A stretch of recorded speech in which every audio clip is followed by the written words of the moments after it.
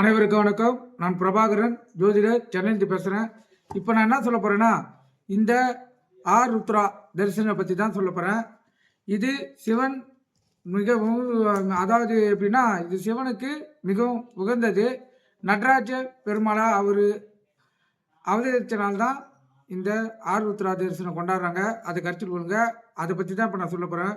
மார்கழி மாதம் திருவாதிரை நட்சத்திர நாளில் எல்லா சிவாலயங்களும் ருத்ரா தரிசனம் சிறப்பாக நடைபெறும்.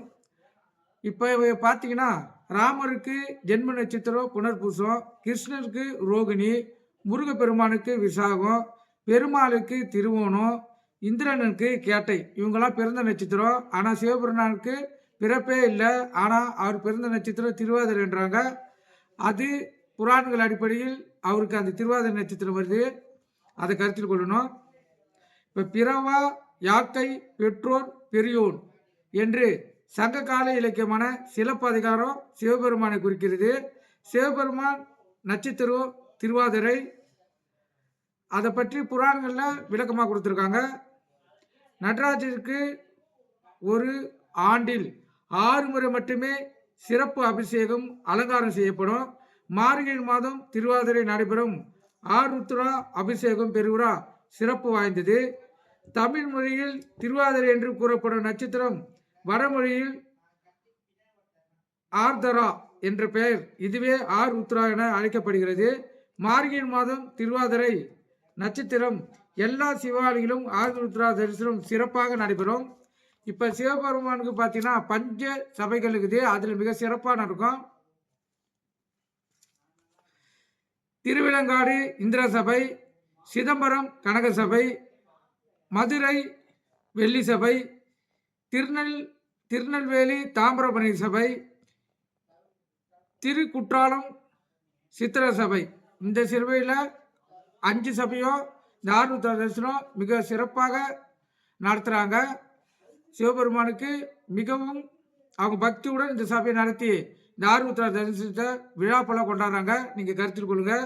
சிவபெருமான் நெருப்பூர்வமாக தன்னை வெளிப்படுத்தி காட்டிய சிவராத்திரி நன்னாள்.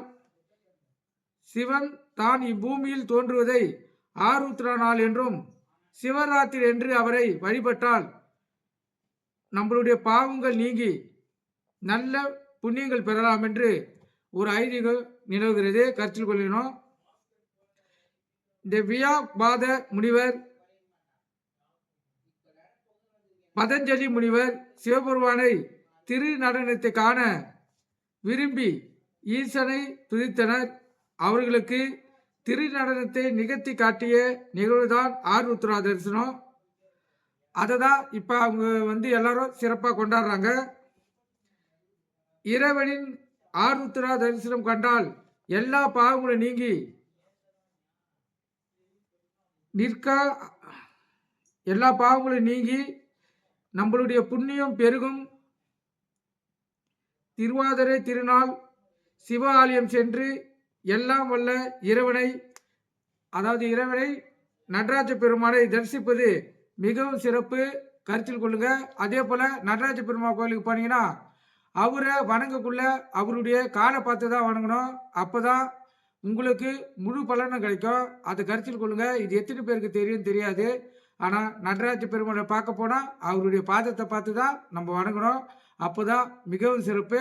அவருடைய ஆசீர்வாதத்தை உங்களால் முழுமையாக பெற முடியும். கருத்தில் கொண்டு நீங்கள் பயன்பெறுங்க. அதே போல் இந்த ருத்ரா டைம் பார்த்தீங்கன்னா இன்று காலை 11:47 நாளை காலை 11:23 வரும் அந்த திருவாதிரை நட்சத்திரம் இருக்கும். அது மட்டும் அவருடைய சிறப்பு. இன்றே பல கோயிலில் விசேஷங்கள் நடந்திருக்கும்.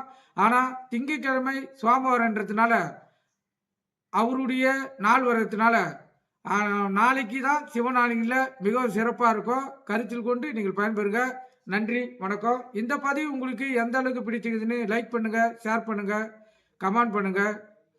நம்ம சேனலை சப்ஸ்கிரைப் பண்ணாதவங்க சப்ஸ்கிரைப் பண்ணுங்கள். எனக்கு தெரிஞ்ச தகவலை உங்களுக்கு தெரிவிப்பேன். நன்றி, வணக்கம்.